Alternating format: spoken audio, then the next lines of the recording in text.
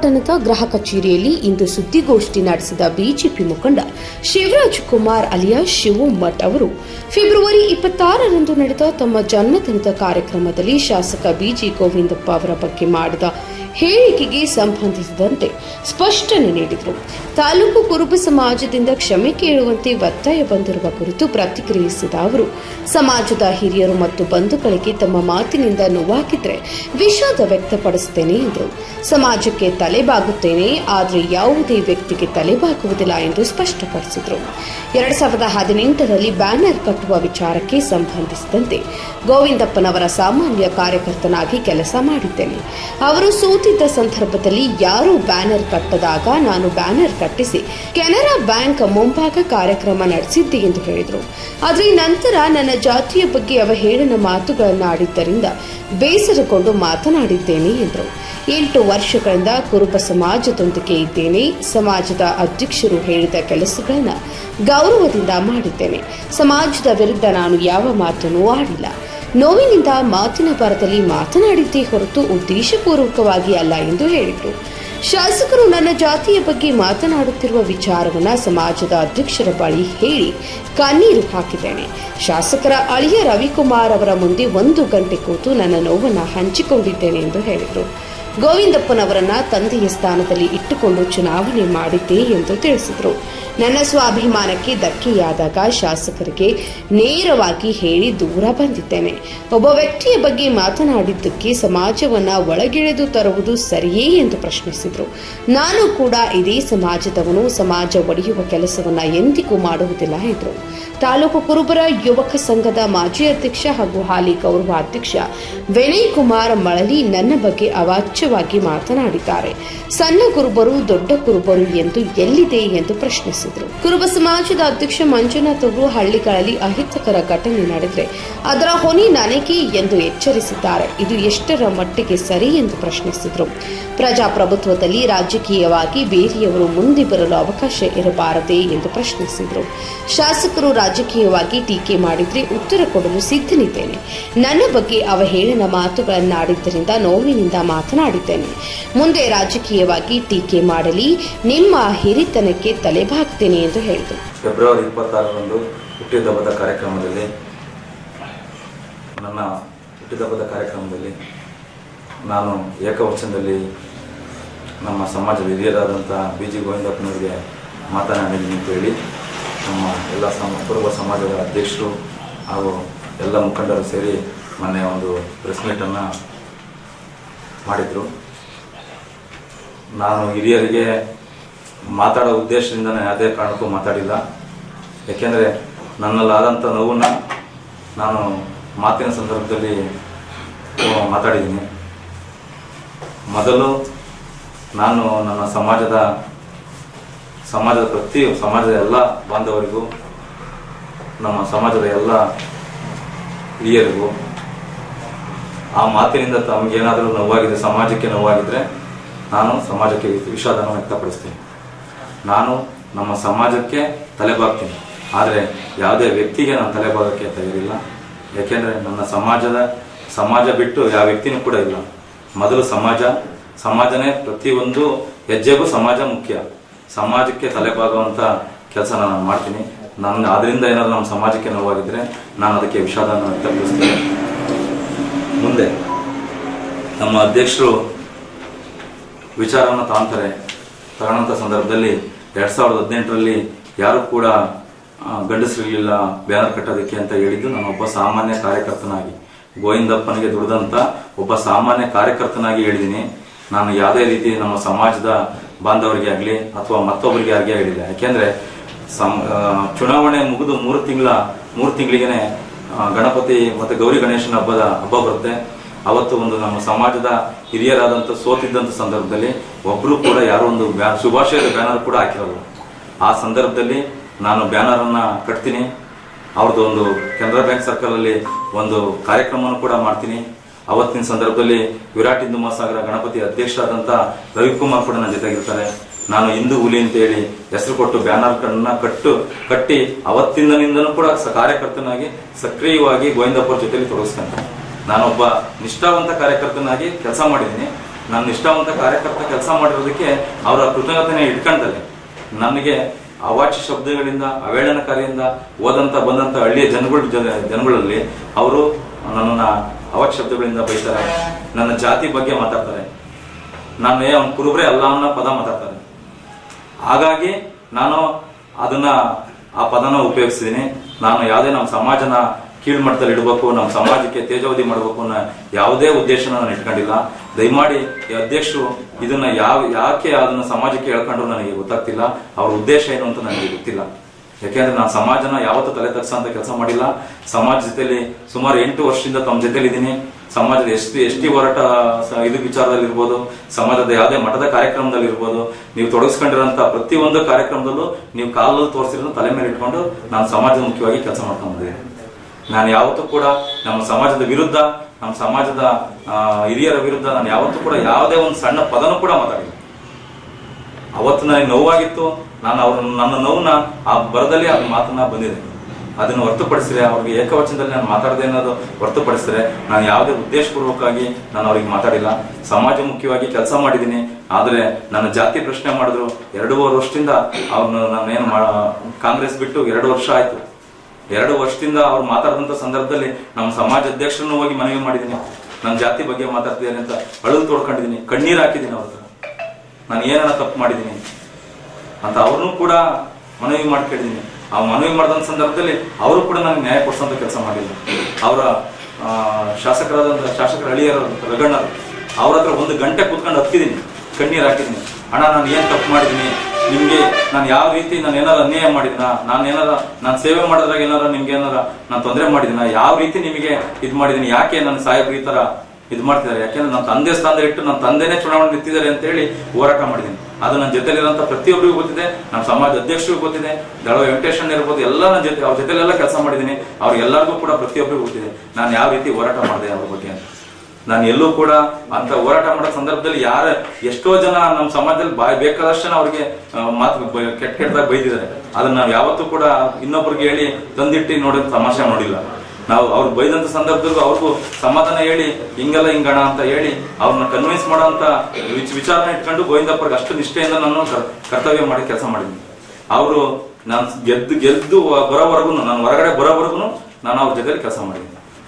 ಹೊರಗಡೆ ಬರೋಂಥ ಸಂದರ್ಭದಲ್ಲೂ ಸಮಾಜ ಅಧ್ಯಕ್ಷರಿಗೂ ತಿಳಿಸಿದ್ದೀನಿ, ಎಲ್ಲರಿಗೂ ತಿಳಿಸಿ ಗೋವಿಂದಪ್ಪರೇ ನಮ್ಮ ಸಮಾಜ ಅಧ್ಯಕ್ಷರ ಮನೇಲಿ ಕೂತು ಮೀಟಿಂಗ್ ಮಾಡಿ, ನೀನು ಇರಪ್ಪ, ಯಾಕೆ ಹಿಂಗೆ ತೊಂದರೆ ಹೋಗ್ತಿದ್ಯಾ ಅದಕ್ಕೆ, ಇಲ್ಲಣ್ಣ ನನಗೆ ನನ್ನ ಸ್ವಾಭಿಮಾನಕ್ಕೆ ಧಕ್ಕೆ ಆಗಿದೆ, ನೀವು ಒಳ್ಳೆ ಗೌರವ ಕೊಟ್ಟಿದ್ದೀರಾ, ಸಂತೋಷ, ನನ್ಗೆ ಇಲ್ಲಿರಕ್ಕೆ ಇಷ್ಟ ಇಲ್ಲ, ನಾನು ಬೇರೆ ಪಕ್ಷಕ್ಕೆ ಹೋಗ್ತೀನಿ ಅಂತ ನೇರವಾಗಿ ಅಧ್ಯಕ್ಷರು MLA ಎಲ್ಲರ ಎದುರುಗಳನ್ನು ಹೇಳಿನೇ ನಾನು ಪಕ್ಷದಿಂದ ಹೊರಗೆ ಹೋಗಿದ್ದೀನಿ. ಹೊರಗೆ ಹೋಗಿದ್ದ ದಿನದಿಂದ ನನ್ನ ಪತ್ರಿಕೆಯಲ್ಲಿ ಯಾರೇ ನನ್ನ ಹೆಸರನ್ನ ಹಾಕೊಂಡು ಹೋದ್ರು ಕೂಡ ಪ್ರತಿ ಹಳ್ಳಿಲಿ ಹಾಕೊಂಡು ಹೋದ್ರು ನನ್ನ ಬಗ್ಗೆ ಕೆಟ್ಟದಾಗ ಮಾತಾಡಿದ್ದಾರೆ, ಅವ್ನು ನಮ್ಮ ಕುರುಬ್ರಲ್ಲ ಅಂತ ಕೆಟ್ಟದಾಗ ಮಾತಾಡಿದ್ದಾರೆ.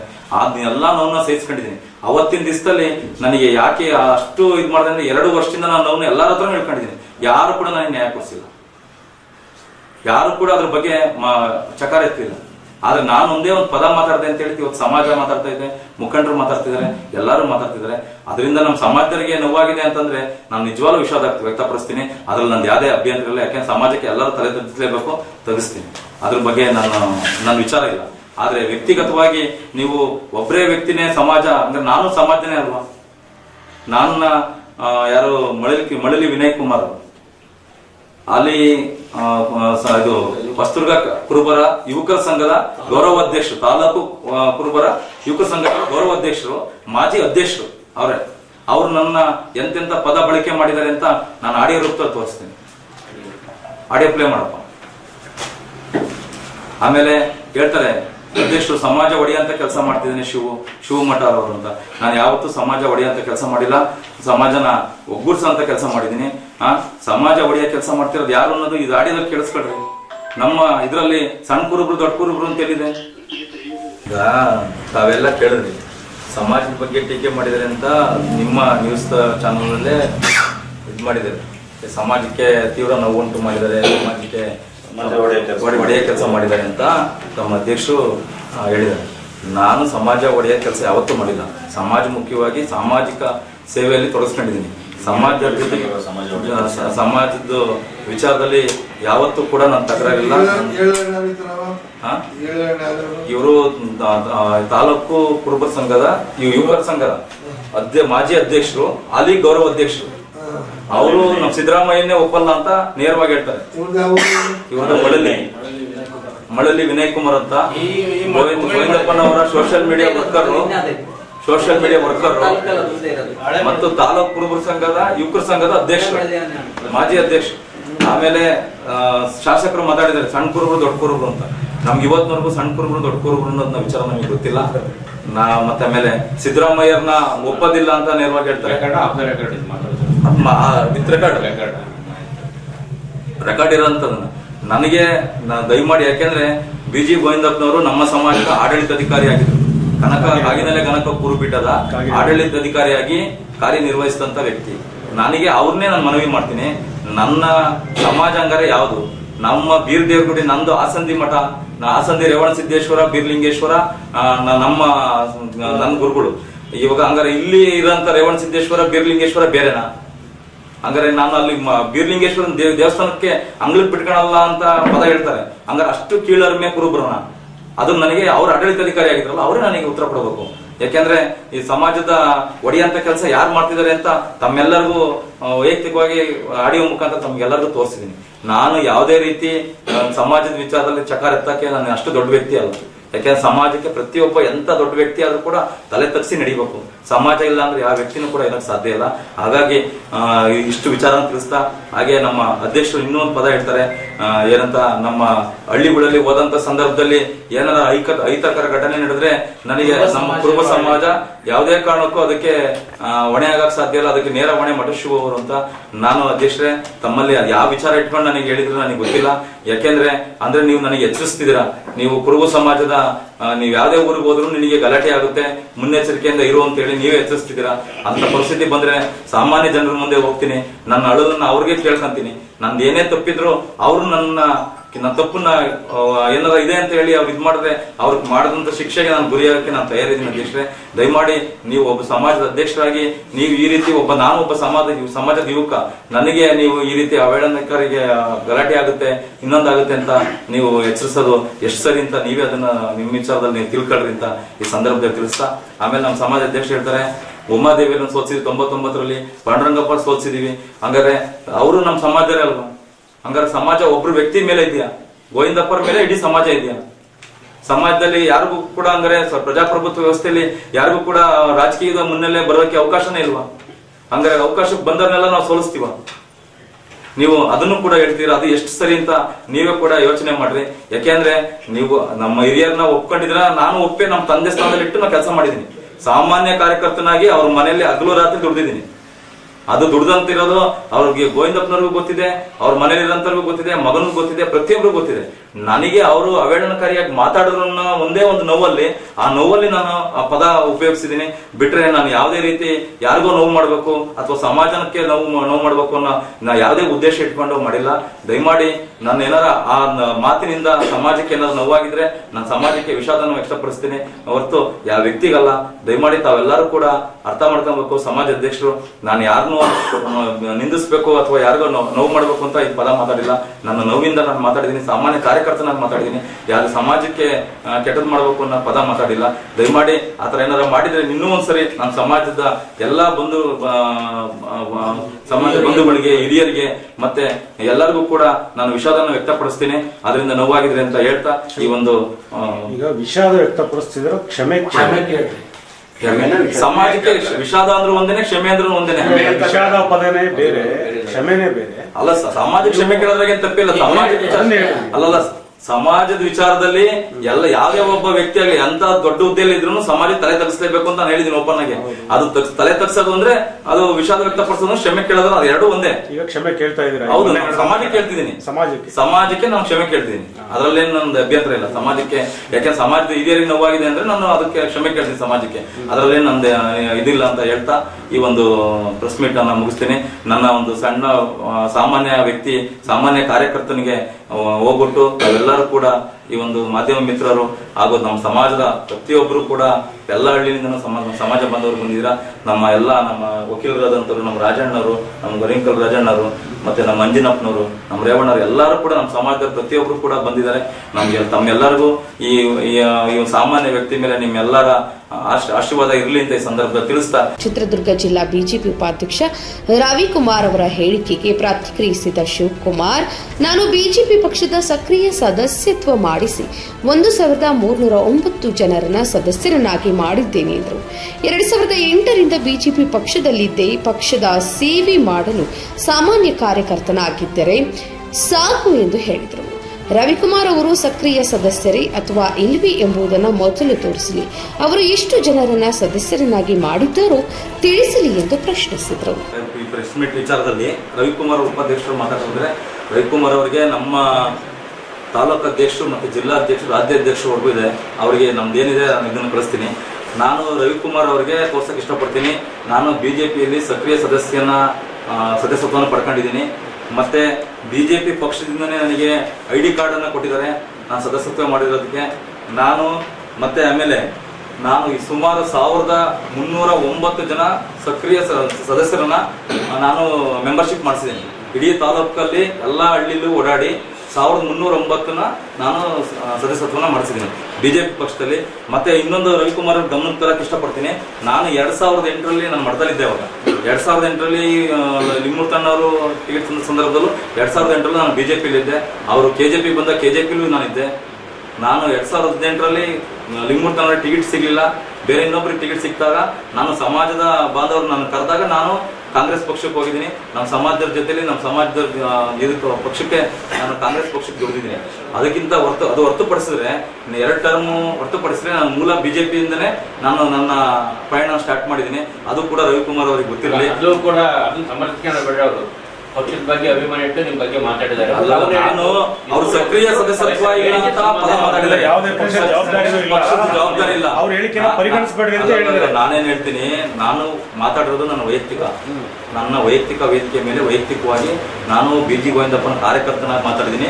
ಅವ್ರನ್ನ ಕಾರ್ಯಕರ್ತನಾಗಿ ಕೇಳಿದ್ದೀನಿ ಗೋವಿಂದಪ್ಪನಿಗೆ. ಇದಕ್ಕೂ ಪಕ್ಷಕ್ಕೂ ಸಂಬಂಧ ಇಲ್ಲ. ನಾನು ಅದನ್ನ ನನ್ನ ಪಕ್ಷ ಸಂಬಂಧ ಏನಂತ ಹೇಳಲ್ಲ. ಆದ್ರೆ ಅವ್ರನ್ನ ಪ್ರಶ್ನೆ ಮಾಡ್ತಾರೆ, ಸಕ್ರಿಯ ಸದಸ್ಯತ್ವ ಹೊಂದಿಲ್ಲ, ಯಾವುದೇ ರೀತಿ ಜವಾಬ್ದಾರಿ ಇಲ್ಲ, ಸೇವೆ ಮಾಡ್ಲಿಕ್ಕೆ ಕಾರ್ಯಕರ್ತ ಆದ್ರೆ ಸಾಕು, ಜವಾಬ್ದಾರಿ ಇದ್ದು ಸೇವೆ ಮಾಡ್ಬೇಕಾ. ಜವಾಬ್ದಾರಿ ನಿಮಗಿದೆಯಲ್ಲ, ನಾವು ಕಾರ್ಯದರ್ಶಿ ಆಗಿದ್ರಿ, ಹಿಂದೆ ಕಾರ್ಯದರ್ಶಿ ನೀವು ಜವಾಬ್ದಾರಿ ನಿಭಾಯಿಸಲಿಲ್ಲ ಅಂತ ಕಾರ್ಯದರ್ಶಿಯಿಂದ ಕಿತ್ತಾಕೋದ್ರಿ, ಪಕ್ಷ ಕಿತ್ತಾಕ್ತು ನಿಮ್ಮನ್ನ.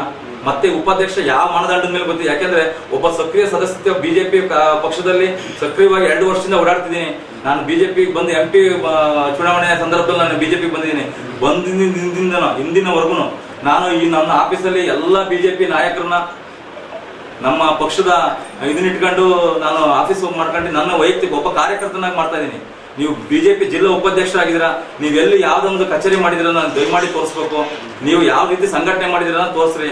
ನಾನು ಹಳ್ಳಿ ಸುತ್ತಾರಿ 1309 ಜನನ ಮೆಂಬರ್ಶಿಪ್ ಮಾಡಿದ್ದೀನಿ.